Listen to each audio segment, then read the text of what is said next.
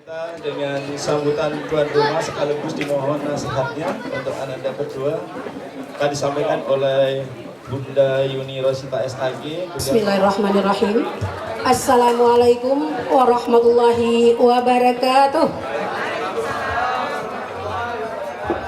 Alhamdulillah. Alhamdulillahillazi arsala rasulahu bil huda wa dinil haq liyuzhirahu 'alad dini kullihi walau karihal musyrikun. Asyhadu an la ilaha illallah wahdahu la syarikalah wa asyhadu anna Muhammadan abduhu wa rasuluhu la nabiyya ba'da. Mengawali sambutan saya pada hari ini, marilah kita sama-sama mempersembahkan rasa puji dan syukur kita kehadirat Allah Subhanahu wa taala yang senantiasa melimpahkan rahmat dan nikmatnya buat kita semua. Berkat rahmat dan nikmat Allah jualah hingga hari ini, hari Minggu tanggal 26 Juni 2022 Masehi bertepatan dengan tanggal 26 Zulkaidah 1443 Hijriah. Kita hadir bersama-sama di rumah ini dalam rangka mengadakan atau mengabulkan undangan kami, yaitu mengadakan tasyakuran khitanan untuk anak kami Panji Oscar Dinata dan Diran Richard bin Surya Noverdedi, yang mana anak kami ini telah dilakukan khitanannya lebih kurang 3 minggu yang lalu. Jadi pada hari ini merupakan pesta atau syukuran dari khitanan anak kita tersebut. Selawat beriring salam tidak lupa pula, marilah sama-sama kita kirimkan buat junjungan kita Nabi besar Muhammad sallallahu alaihi wasallam. Allahumma salli ala Muhammad wa ala ali Muhammad. Beliau adalah proklamator Islam sedunia yang telah bersusah payah membawa umat manusia dari zaman jahiliyah kepada alam Islamiyah seperti sekarang ini adanya. Dan beliau juga telah meninggalkan buat kita bersama 2 pusaka. Selagi kita masih berpegang teguh kepada 2 pusaka tersebut, insya Allah hidup kita akan selamat di dunia dan bahagia di akhirat. 2 pusaka tersebut adalah Al-Quran dan Sunnah yang merupakan pedoman hidup kita di dalam menjalani kehidupan ini. Bapak-bapak, ibu-ibu, para undangan kami yang telah hadir di rumah kami, pertama sekali kami mengucapkan terima kasih banyak kepada Bapak Ibu yang telah sudi hadir ke rumah ini dalam rangka memenuhi undangan kami untuk memperingati syukuran khitanan anak kami Diran dan Panji. Bapak dan Ibu yang saya hormati, kita sebagai orang tua selalu berdoa kepada Allah Subhanahu wa taala dengan doa yang selalu kita panjatkan. Allahumma rabbi habli minas sholihin. Allahumma rabbi habli minas sholihin. Allahumma rabbi habli minas sholihin. Rabbana hablana min azwajina wa zurriyatina qurrata a'yun waj'alna lil muttaqina imama. Kita bermohon kepada Allah agar anak keturunan kita, istri pendamping dan suami kita masing-masing menjadi pemimpin yang menyenangkan hati, anak yang menyejukkan dikala kita memandangnya.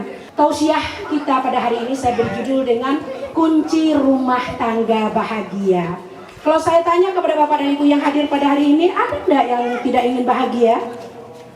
Tidak ada, semuanya pasti ingin bahagia. Bahagia siapapun itu orangnya, pasti dia ingin mendapatkan apa itu yang namanya bahagia. Sebagaimana doa yang selalu kita baca selesai sholat, apakah itu sholat wajib ataupun sholat sunnah. Rabbana atina fid dunya hasanah wa fil akhirati hasanah wa qina azabannar. Wahai Tuhan kami, berikanlah kepada kami kebahagiaan hidup di dunia, kebahagiaan hidup di akhirat, dan bebaskanlah kami dari siksaan api neraka. Jadi sesuai dengan judul yang saya sampaikan tadi, kunci rumah tangga bahagia ini, sebagaimana sabda Rasulullah yang pernah beliau sampaikan ketika beliau masih hidup dulu adalah Bismillahirrahmanirrahim. Iza aradallahu bi ahli baiti khairam faqhahum fid din wa waqara sagirahum kabirahum wa razaqahum rifqa fi ma'isatihim wal qasda fi nafaqatihim wa bassarahum uyubahum fayatubu minha. Yang artinya, apabila Allah ingin membaikkan suatu penghuni rumah tangga, maka di dalam rumah tangga itu diberikan oleh Allah pemahaman yang mendalam di dalam urusan agama. Jadi artinya kita selaku umat Islam, kita harus bangga, bersyukur sebagai umat Islam agar rumah tangga yang kita bina itu menjadi rumah tangga yang bahagia. Memang diawali dari di rumah tangga itu ada pemahaman yang mendalam di dalam urusan agama. Karena Rasul juga mengatakan untuk memilih jodoh itu kan ada syaratnya. Fangkahul mar'atu li arba'in lima liha wali nasabiha wali jamaliha wali diniha fazfar bizatid din taribat yadaka.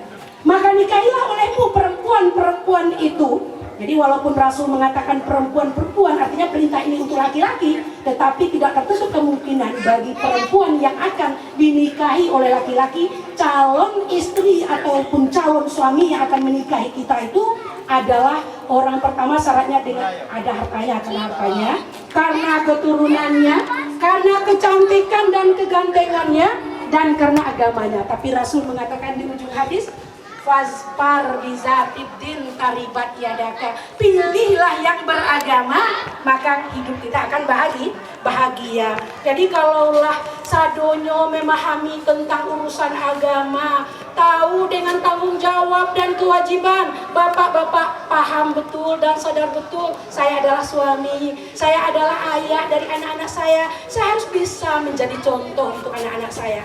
Kalau sekiranya bapak sebagai suami, bapak sebagai ayah tidak memberikan contoh kepada anak ini akan melihat, nak sholat nak, ayah sih nak sholat, baru awak sholat.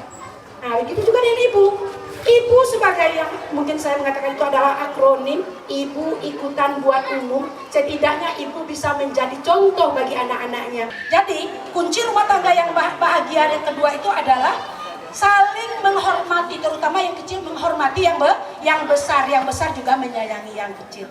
Bapak dan Ibu yang saya hormati, berikutnya apa kalau di kantor iyo sabana berwibawa, iyo sabana baatu jaga apa di kantor, tapi di rumah kadang-kadang bapak ini diterapkan juga itu seperti itu kepada keluarga, sehingga ada jurang pemisah antara suami, istri dan anak-anak. Kita boleh berwibawa, tapi kita sebagai orang tua itu memposisikan kadang kita sebagai ibu, kalau ibu kadang sebagai teman, sebagai kakak. Ayah juga seperti itu, kadang sebagai ayah, kadang sebagai kakak, kadang sebagai mama, kadang sebagai kawan. Piko satu hari memposisikan mato, kadang si mencari anak, mato merah, anak takui. Kadang-kadang ada masalah anak, kan dikampen ke orang tua, ndak barani, takui kan berang. Sehingga anak mencari jalan pintas. Ibu-ibu juga itu, kini banyak namanya arisan pak. Tahu arisan pak? Kaca orang kini arisan mungkin baju lo-julo, tapi arisan kok akronim pak. Apa itu akronim? Arisan, ayah repot, ibu sibuk, anak nakal. Ayah bakatu ayah, ibu bakatu ibu, anak bakatu anak. Ayah sibuk dengan urusannya, pai ke kantor, pulang di rumah sebentar, mandi, ganti baju, ambo pai rape. Satu hari rape se. Nan ibu pantang lo dak jago gengsi lo nyo. Kok pai tarih apa abang ambo di rumah sebentar, ambo bantu itu lo lah jadi sosialita lo ibu-ibu lo. Saya enggak lupa mendidik anak. Anak-anak tadi karena dicari ayah jo ibu sebagai figur pertama dan utama di rumah tangga. Sibuk tarui se, arisan karisan se, saya gua anak cari jalan pintas, cari jalan lain. Kadang-kadang dia pergi dugem, kata orang dugem itu dunia gemerlap.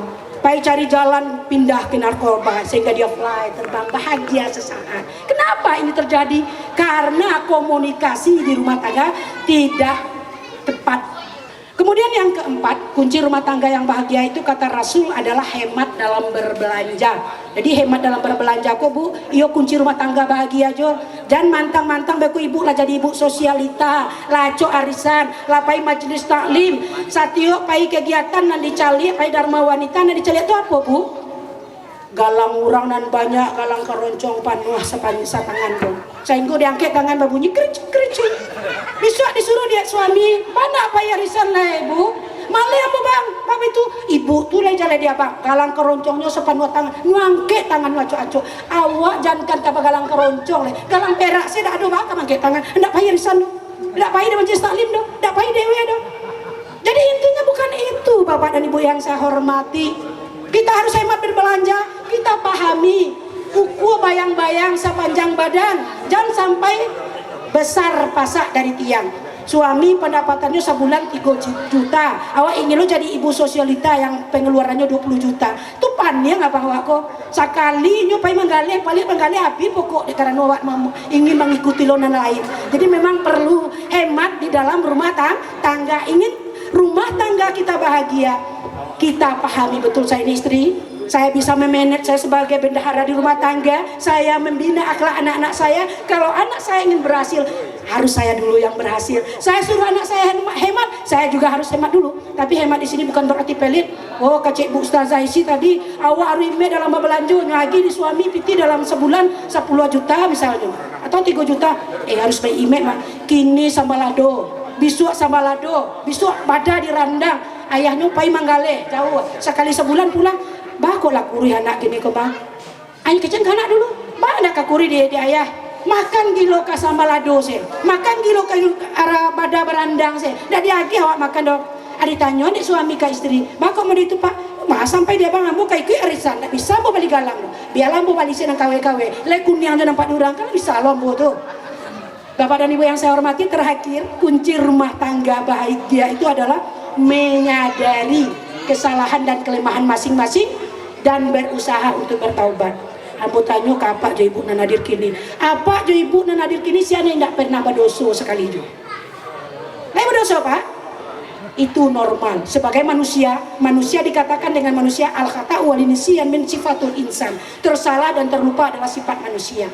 Batanyo lah pehara baru dia sudah makan. Kalau lah selesainya lah mandi, lah segar badannya, lah kanyolo parinya, lah pewawinya, kanyo lah secara elo-elonya. Jadi kita saling menyadari, kita sebagai suami, sebagai istri, kita harus bisa memposisikan diri kita masing-masing. Kita bina anak kita yang menjadi generasi penerus yang nantinya akan melanjutkan tonggak estafet kepemimpinan Islam di kemudian hari, bisa menjadi anak yang soleh dan soleha yang berguna bagi nusa bangsa dan agama. Dan kalau awak mati bisa apa? Bisa menjadi aset bagi awak. Karena kalau awak mati bisa mata benu Adam inqata'a amaluhu illa iyyahu min ihda salasin sadaqatun jariyah aw ilmun yuntafa'u bih aw waladun salihun yad'ulah. Apabila mati anak Adam, terputus segala amal kecuali 3 perkara: sedekah jariyah, ilmu yang bermanfaat, dan doa dari anak yang saleh. Jadi anak-anak yang kita dianugerahi oleh Allah, karena tidak semua pasangan suami istri yang diberikan oleh Allah anak, kita bersyukur kepada Allah. Kita diberikan oleh Allah anak berupa rezeki. Jadi rezeki kun arato saja dan anak juga rezeki.